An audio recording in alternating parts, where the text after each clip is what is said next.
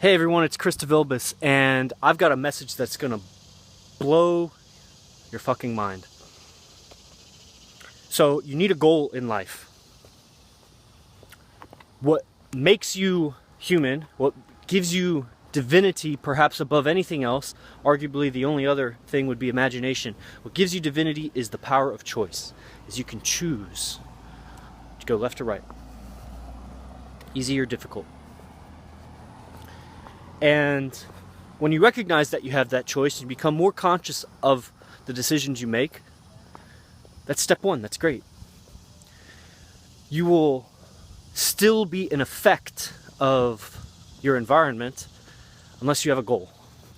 Because you will be presented with opportunities that are either difficult or easy. And unless you're that rare individual, and I've met a few of them that just likes to choose difficulties, you're going to go with the easy choice, which may end up making your path to whatever your goal is a little bit more circuitous, longer, more challenging in the long run. We all have goals where we want to go, but we don't necessarily see them clearly.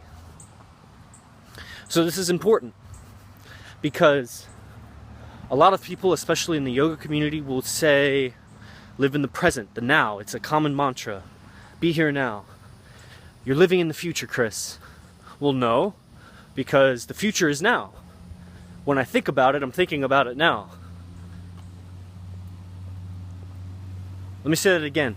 When you're thinking about the future, you're thinking about it now. This is a teaching I learned from Arash Dibazar. When you're thinking about the past, you're thinking about it now. Now, the problem comes in when, in thinking about the future or the past, you're ignorant of the present.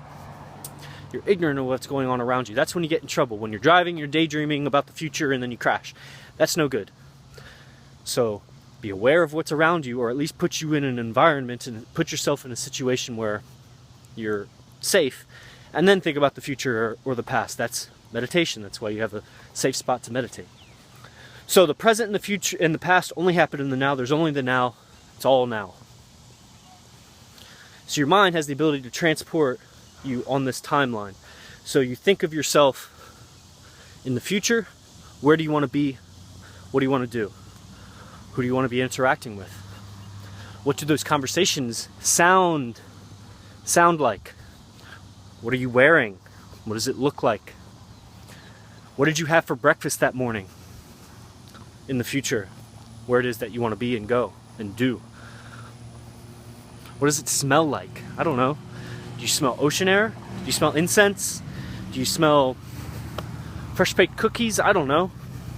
It's your dream. Link your senses to your imagination and make it precise. Tune it precisely.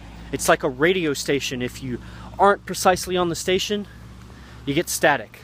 And if that particular radio station, let's say it was a walkie-talkie, and it wasn't tuned precisely and you got some static and the person's trying to give you directions, go left or right, you might make some wrong turns because you'll be making decisions based on what's in front of you and not what's being transmitted to you. That makes you the effect of the environment. I don't want to be the effect. I want to be the cause. And of course there's situations where, war happens, you know what I'm saying, hurricane comes, there's still choices I can make where I am the cause of my salvation, my destiny. I'm no longer a victim, I'm the cause. So I see clearly in the future, where do I want to go, what do I want to do, who do I want to be. I see, what do I look like, what do my friends look like, what do we say to each other. What am I wearing? What kind of shoes do I have? What am I driving or riding? Maybe I'm not. Whatever. What does it feel like? You know, earlier today I was giving a yoga class and I taught partially this. This is a little bit more advanced than what I taught because it was beginner intermediate yoga class. But I'm giving this to you for free now, and we'll go more in depth on this particular, how to meditate on this at the summer solstice retreat that's happening at Purple Dragon Academy in, what is it, 2 weeks? 3 weeks, 2 weeks. But my intention at the beginning of that yoga class, I saw in the future how I wanted to adjust people, because that's what distinguishes me from basically every yoga teacher in this town. There's a couple that do adjustments, but none of them do it like me. And that's another video blog. But I saw how I wanted my adjustments to feel, which is a kind of a challenging sense to link to your imagination. How does something feel, at least in some situations? So I had to think, what does it look like? What does it feel like to give the adjustment like this? And I made it happen. When you tune the dial of your imagination to the frequency of your dream, you start seeing choices not in the context of easy or difficult, but does this get me to where I want to be or no? Is it getting me closer or no? Is it keeping me on the path or no? And then you're the cause. And then you have no one to blame but yourself, which is a truly liberating feeling. So don't be the victim, be the cause. Link the senses to your dream.